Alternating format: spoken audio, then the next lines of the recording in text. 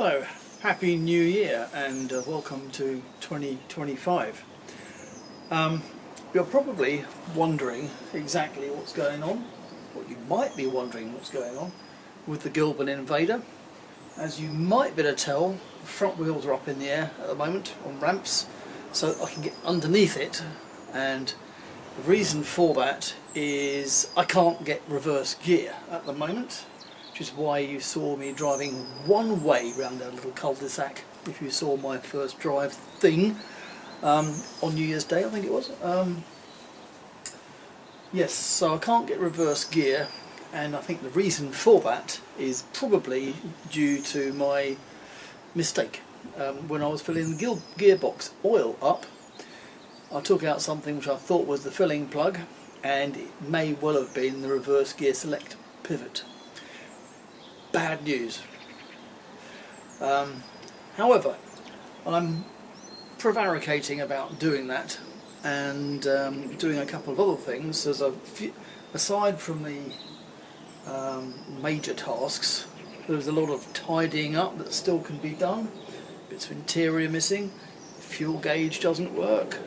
I damaged some wiring behind the dash a little while ago, so that's going to have to be looked at again. And I've altered yet again the engine mounting on the left hand side to simplify and make more elegant the oil filter stroke cooler takeoff. And I've been suffering from a leak in that area as well, so I need to sort that out. But anyway, so there's a few things that are relatively minor. Even taking the gearbox out to fix the shifter thing is probably relatively minor in terms of its complexity. There's a difference between a hard job and a complicated job. And the most complicated jobs, of course, are those where you don't know how to do the thing that you're trying to do. That requires a lot of thinking and design and so on.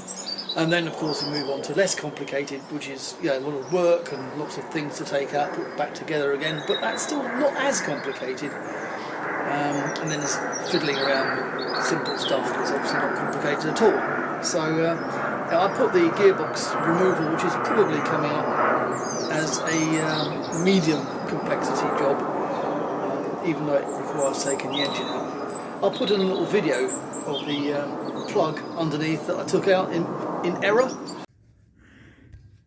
And here, can I do it? Can't see what I'm looking at. Okay, yeah, there it is. Here is the bolt that I undid, thinking it was the drain plug or the filling plug, and it isn't. Most definitely isn't, because those are on the other side of the gearbox. So have I buggered it up by undoing that and putting it back in again? That's the question.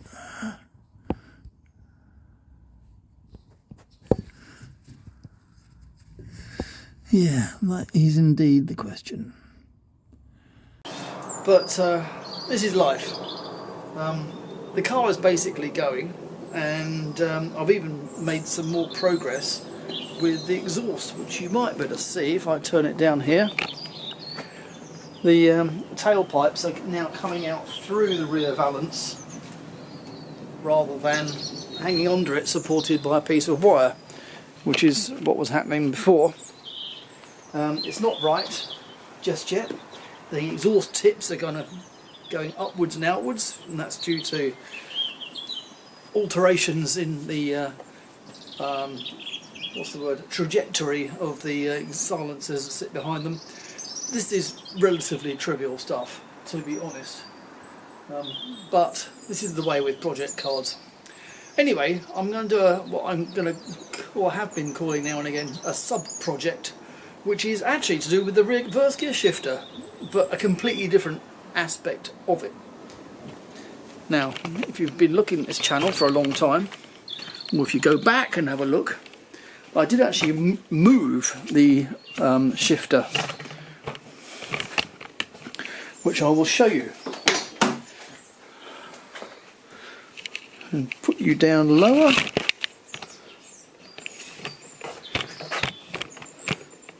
Okay.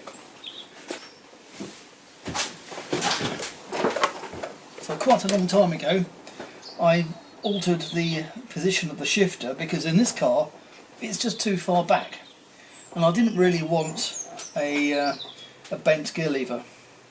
So this is the stump of the shifter, and obviously the gear lever is attached to that.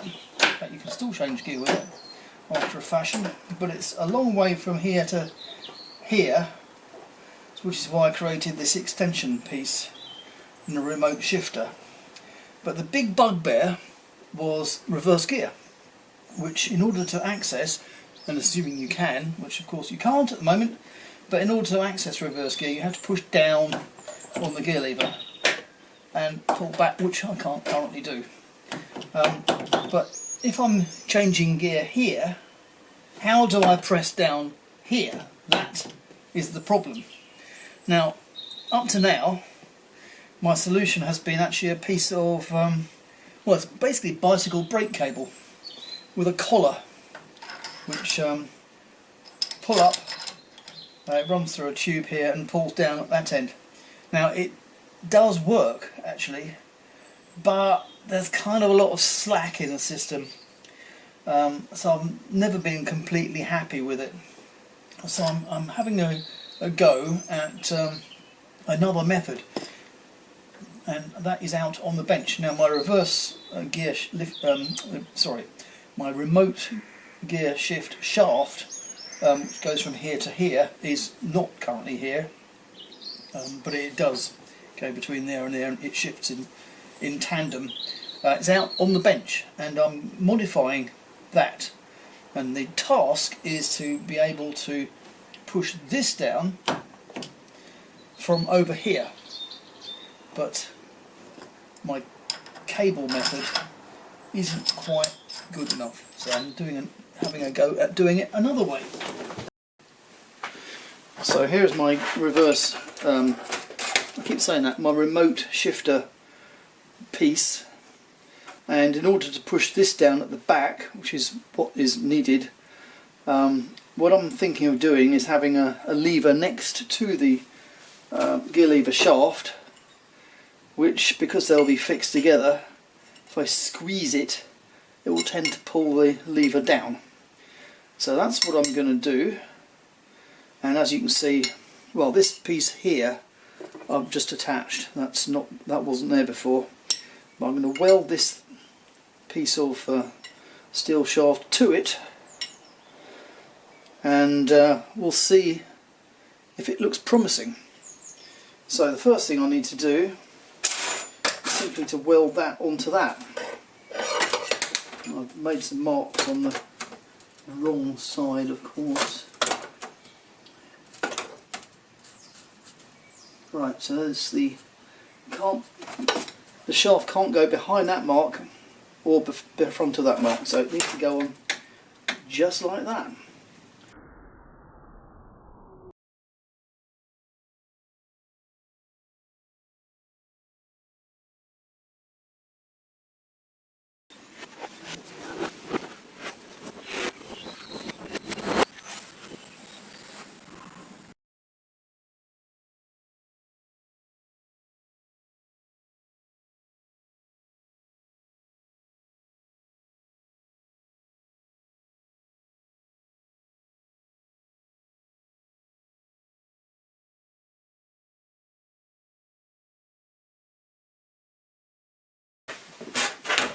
Right, well, here's our piece, and the idea is that I'll pull this down.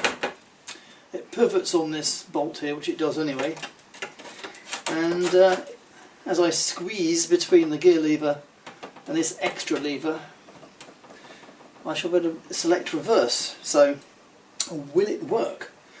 Right, so here we are.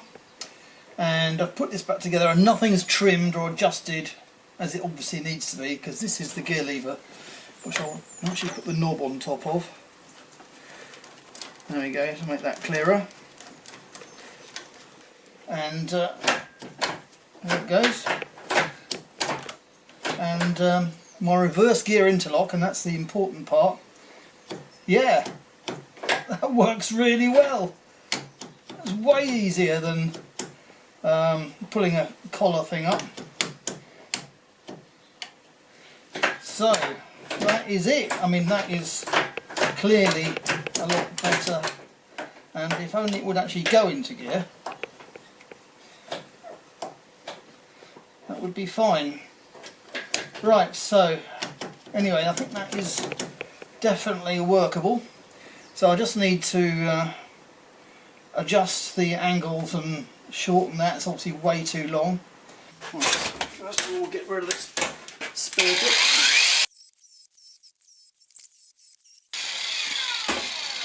Okay, and somehow I'm going to bend this forwards as well.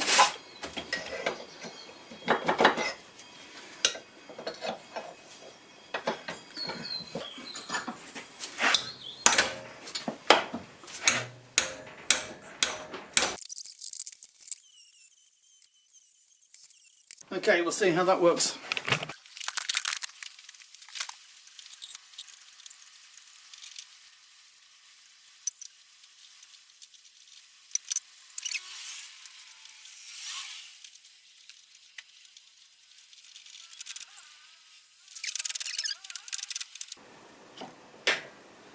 Yeah, I think it could bend forward a little bit more actually.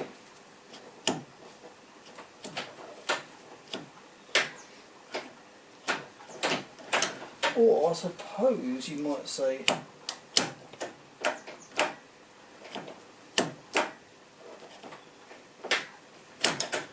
bad actually.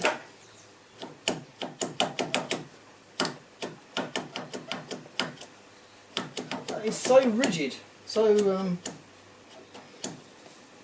kind of almost nice. Is it almost nice or is it actually nice? I wish it didn't do that. But it's never going to be in the way.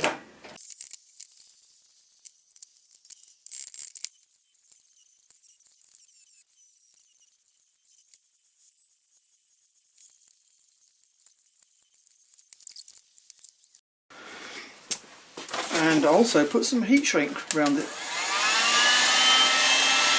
Makes for a slightly softer grip.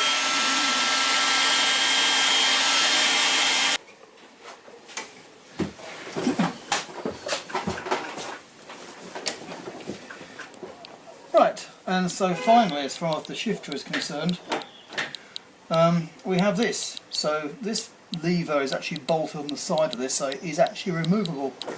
But anyway, first, second, third, fourth, fifth, sixth, and to get in reverse, pull on this. And that's where I still have that remaining problem. Won't actually go into shift. Sixth, sorry, won't actually go into reverse. For reasons that I'm not sure about.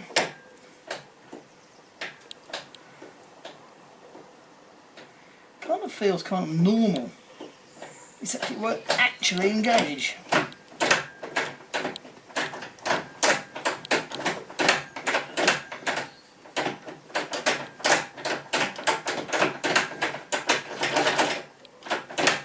That's a lot better anyway for the reverse gear interlock to do that than to pull on the cable, which was kind of very slack. It's quite neat really. One of the advantages of having still quite a lot of things to do is I can chop and change, even though at the moment I've got one front wheel off because I am working on the wiring that goes inside the wheel arch there. I'm waiting for some bits to come, so I'm looking at trim, and one of the trim bits that's kind of incomplete, still is the centre tunnel.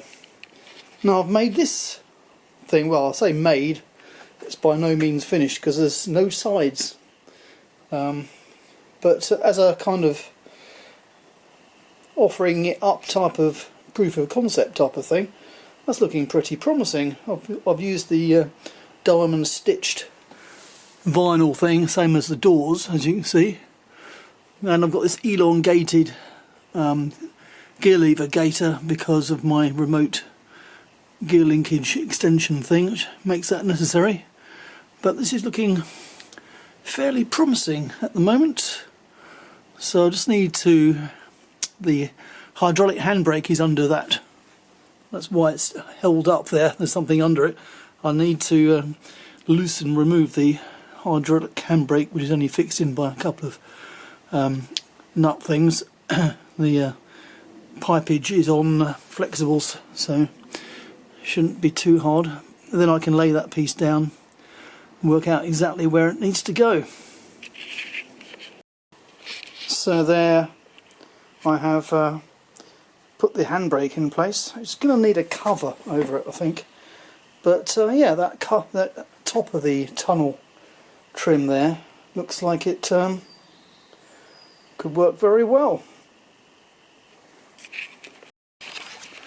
And now, after a bit more sewing, we have this. And that looks pretty neat, I think. Obviously I need to decide exactly what to do on the sides.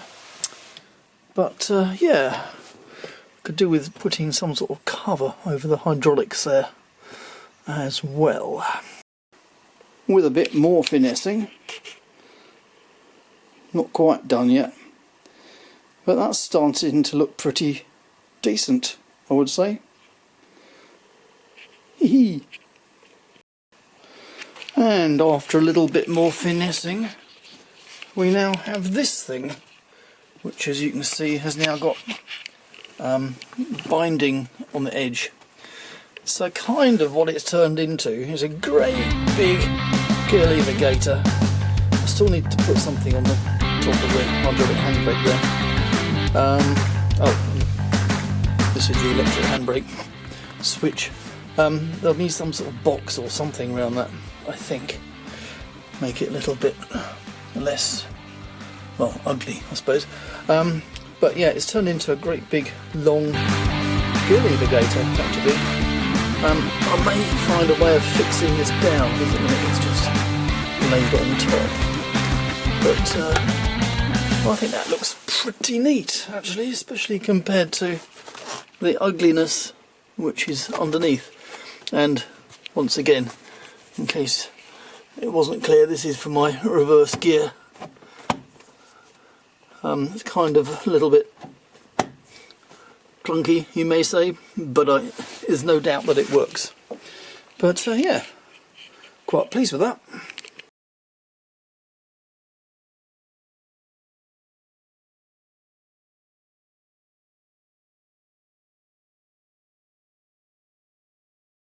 If you got as far as this, thanks very much for watching. And in case you haven't already, please do consider subscribing. That would be really encouraging for me. So catch you on the next one.